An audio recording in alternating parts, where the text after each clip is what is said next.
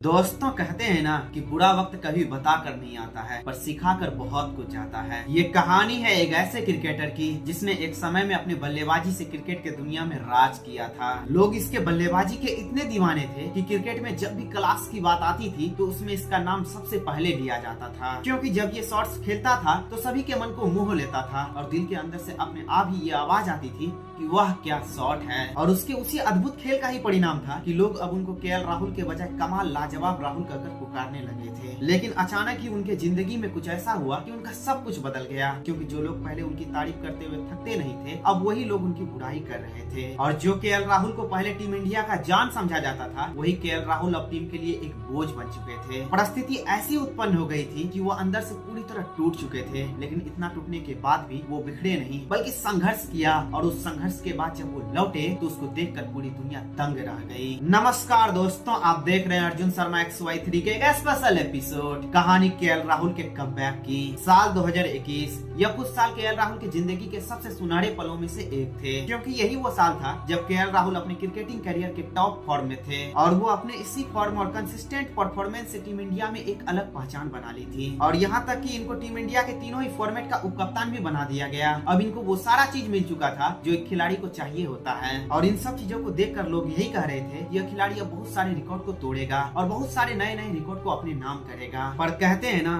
कि हर एक इंसान के लाइफ में अच्छे समय के साथ साथ बुरा समय भी आता है, और वही केएल राहुल के साथ भी हुआ। क्योंकि अब साल आता है 2022 और यह साल उनके लिए ऐसी थी जहां उनका एवरेज मात्र 17 का था। और ऑस्ट्रेलिया के खिलाफ लास्ट टेस्ट मैच में पहली पारी में 17 तो वहीं दूसरी पारी में मात्र 1 रन ही बना पाए। और वहीं इंग्लैंड के खिलाफ ओडीआई में खेली गई 9 और 32 रनों की पारी तो उनको ऊपर से सीधा नीचे ही गिरा दिया। क्योंकि जो लोग पहले केएल राहुल की तारीफ करते हुए थकते नहीं थे वही लोग अब उनके सिलेक्शन पर सवाल उठा रहे थे। कोई केएल राहुल को सेल्फिश बोल रहा था तो कोई घमंडी बोल रहा था, क्योंकि केएल राहुल का जगह लेने के लिए कई खिलाड़ी बैठे हुए थे, जैसे कि सुमन गिल, संजू सैमसन और शिखर धवन। यह कई टैलेंटेड खिलाड़ी थे जिनको की टीम इंडिया में जगह नहीं मिल पा रही थी। पर केएल राहुल को बार बार मौका मिल रहा था, जिससे फैंस काफी नाराज थे। साल 2022 केएल राहुल के लिए कोई बुरे सपने से कम नहीं था, क्योंकि साल 2022 में उनको बहुत सारे आलोचनाओं का सामना करना पड़ा था, जिससे कि वो पूरी तरह फ्रस्ट्रेट हो गए थे। इतने से भी जब मन नहीं भरा तो ऑस्ट्रेलिया के खिलाफ तीसरे टेस्ट मैच में उनसे उपकप्तानी भी छीन ली गई। अब केएल राहुल की जिंदगी से सब कुछ चला गया था। अब राहुल को ये डर सताने लगा था कि अगर 2023 वनडे वर्ल्ड कप में उनका सिलेक्शन नहीं हुआ तो क्या होगा। केएल राहुल के पास अब सिर्फ एक ही तरीका था जिससे वो फिर से टीम इंडिया में वापसी कर सकते थे, और वो तरीका था IPL 2023 में रन बना के सबको ये दिखाने की कि अभी भी इस खिलाड़ी में काफी क्रिकेट बचा हुआ है। अब केएल राहुल ये मौका बिल्कुल छोड़ना नहीं चाहते थे। अब IPL शुरू हुआ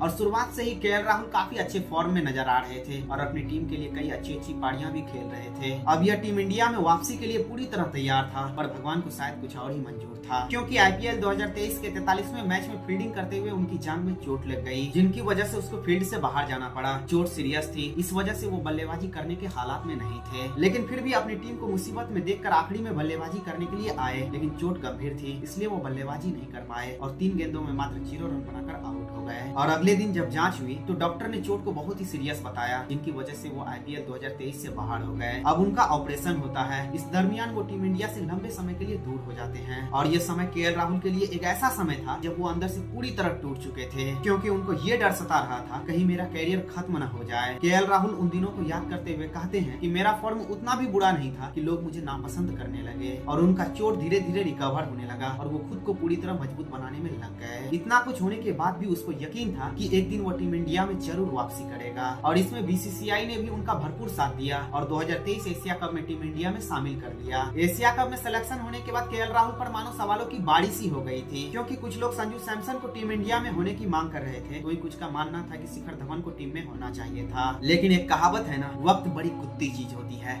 एक दिन ये बदलती जरूर है, और वही केएल राहुल के साथ भी हुआ। क्योंकि 10 सितंबर 2023 इंडिया वर्सेस पाकिस्तान के मैच से पहले अचानक श्रेयस अय्यर इंजर्ड हो जाते हैं और उनके जगह में अब केएल राहुल को प्लेइंग 11 में शामिल कर लिया जाता है। इस मैच में पाकिस्तानी कप्तान बाबर आजम ने टॉस जीतकर भारत को पहले बल्लेबाजी करने का न्योता दिया। भारत की तरफ से सलामी बल्लेबाज के रूप में आते हैं रोहित शर्मा और सुमन गिल, और इन दोनों की पार्टनरशिप काफी अच्छी चल रही थी। लेकिन अचानक ही रोहित शर्मा आउट हो जाते हैं और उनके कुछ देर बाद ही गिल भी पवेलियन लौट जाते हैं। अब टीम इंडिया का स्कोर होता है 123 रन पर 2 विकेट। गिल के आउट होने के बाद क्रीज पर विराट कोहली का साथ देने आए केएल राहुल, जो कि काफी दिनों बाद टीम इंडिया में वापसी कर रहे थे, जिस वजह से इन्होंने अपनी शुरुआत धीमी की। लेकिन जैसे ही इन्होंने कुछ देर पिच पर बिताया वैसे ही धीरे धीरे अपने लय में वापस आते गए और एक बार जब ये अपने लय में वापस आए तो पाकिस्तानी गेंदबाजों के छक्के छुड़ाने लग गए, क्योंकि उस मैच में उन्होंने 106 गेंदों में 12 चौकों और 2 गगनचुंबी छक्कों के मदद से 111 रनों की शानदार पारी खेली और उनके इसी पारी का परिणाम था कि उनका वर्ल्ड कप में भी टीम इंडिया में सिलेक्शन हो गया और वर्ल्ड कप में भी इन्होंने कुछ ऐसी अद्भुत पारियां खेली जिनसे इन्होंने सभी के मन को मोह लिया और इसी के साथ इन्होंने ये साबित कर दिया कि आपको यदि अपने आप पर विश्वास हो तो आप खुद को क्या